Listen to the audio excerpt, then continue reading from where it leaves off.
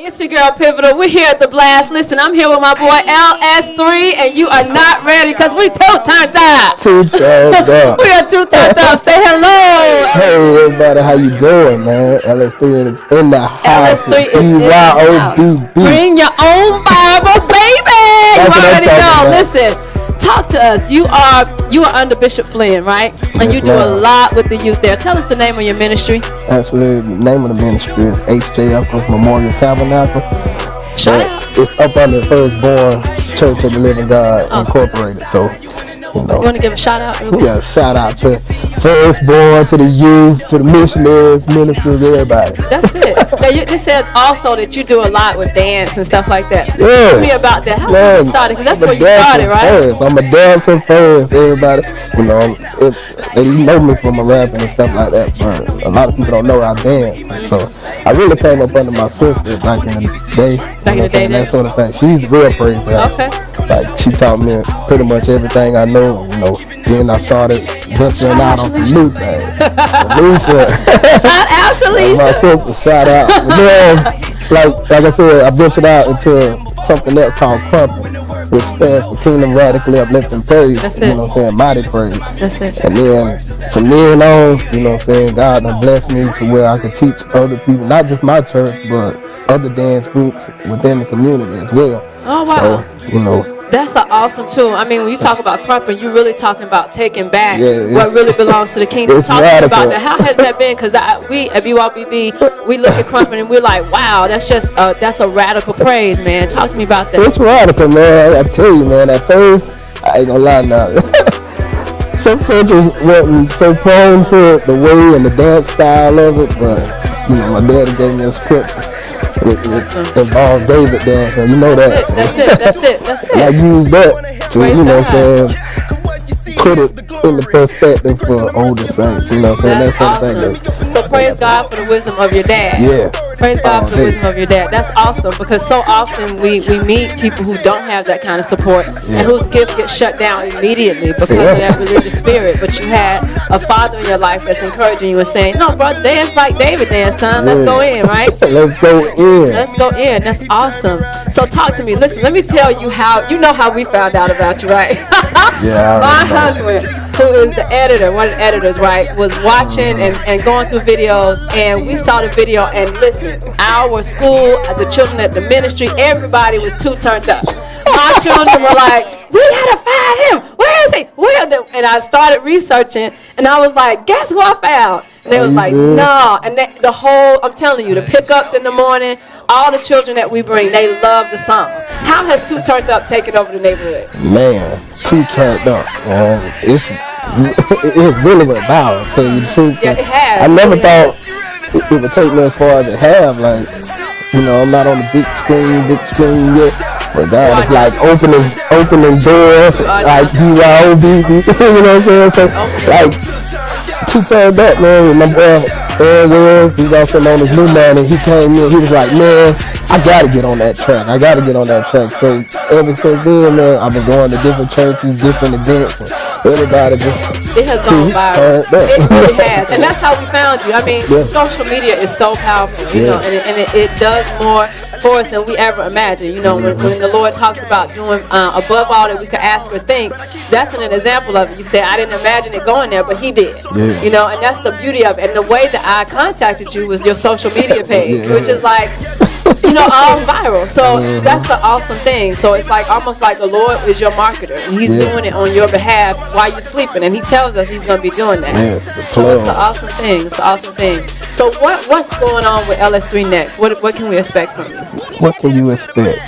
Well, 2015 is going to be a big year. You know what I'm saying? We have this mixtape coming out, Camouflage 2, which includes, you know, us, you know, putting out a mixtape. I actually gonna have a lot of different artists from the Team Jesus, the plugged in with Team Jesus. Okay. And we're gonna do that. But I'm also working on an album. The first album I ever put out, so you know I got to do it big. So I think it's gonna be called I Worship. So I Worship. The way I worship. You know what I'm saying? That sort of thing. So yeah, that's awesome. That's what we're looking for. One of the biggest things I think that's ministered to me is your work ethic. Every time I call you, you're either going to a job or you're coming off of it. What can you tell young people coming up about the importance of holding it down and being a man of stewardship and a man of your word? Like, what would you say to all the young men watching? Well, to all the young men, personally, I would say servitude. Servitude is one of the most important things that you can possibly do, which involves you working. I don't care if you got to work a mediocre job that some call like McDonald's. I don't care where you work, man, because, you know what I'm saying, it builds up that character. Builds character. You know what I'm saying? What else did I say about it? Like, and you also are very big on family. You know that y'all travel hard when y'all do it. Yeah, they support me real well. That's a beautiful thing. Talk to me a little bit about how it was growing up. Well, we always, you know, so I like some people that had a daddy in the house. But I was blessed to have my mama, daddy. I had supportive sisters. You know what I'm saying? Growing up playing football, basketball. You know what I'm saying? Getting to going to doing music and everything. They always been there. You know what I'm saying? And when you know you ain't got nobody else in the world, you look back and you see your family. And, you know, it's just that's amazing. Yeah. And it's sad that we have to be like, wow. I know, right? Yeah, and her mama. Yeah, and strict too, right? That's awesome. Both of them preachers, so you already know. So all your life raised in the church. Yes. Right, going to church. Is there anything that you could say? Because so often we hear about PKs and we see everything advertised about going astray and coming back. Talk to me about what was that like growing up in a Christian household? Well, it's like every child, you know. You want to do other stuff. You want to do this, that, go to parties, all this other stuff.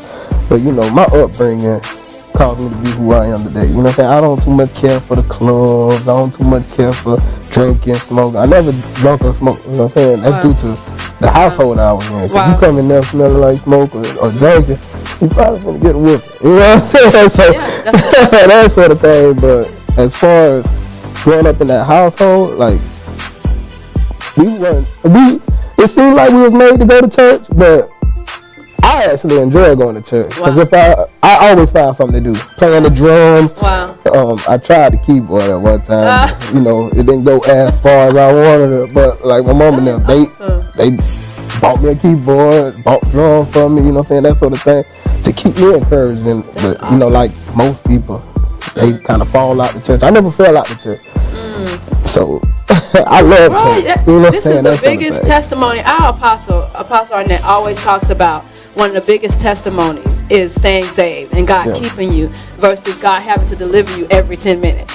And so a lot of times we highlight, right? And see, this isn't in the bio, so this is the Holy Spirit doing what he does. Yeah. We highlight so much of what God has brought people out of, you know, and that's not that that's bad. He is a deliverer, but he's also a protector. He's also prophetic, you know. Apostle says he keeps you out of the ditches as well. You may never see the impact of the statement that you just made, but it's extremely powerful because there's so many children who have been brought up in the church, right, that want to stay. But a lot of times all we see in media are those that leave. And so I want you to kind of look into that camera and kind of let them know, what would you say to those that are being raised in the church? And what would you say to the parents that are raising young people in the church? Well, to the parents that are raising young people in the church, I want to basically reach out to y'all and tell you to keep doing it, whether they want to go or not. You know what I'm saying? Because that upbringing, that they gonna need that church after a while. But to the youth, you know what I'm saying, that's where my ministry is. To youth that's growing up in church, that probably feel like church is boring, do something. You know what I'm saying? Make yourself better. Because see, I'm not gonna sit here and lie and say I was clean the whole time. I've had sense. I've done things, you know what I'm saying, that wasn't prohibited to the Bible. But the thing is, my parents, they brought me to church. They gave me that teaching. They told me to read my Bible and encouraged me to do more. You know what I'm saying? That sort of thing. So don't stray. Don't fall into that trap that the world is trying to give you. You know what I'm saying? That sort of thing. So y'all keep it real, man. Be you.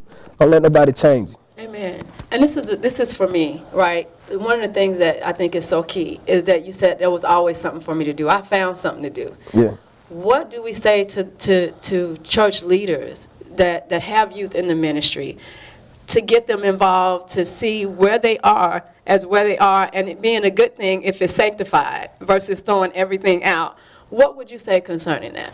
Well, concerning that, I would probably encourage leaders to know that the youth have a voice. Amen.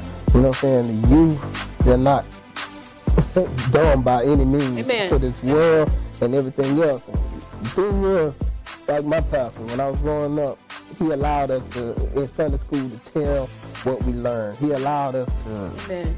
go beyond measures, to even get up there and speak.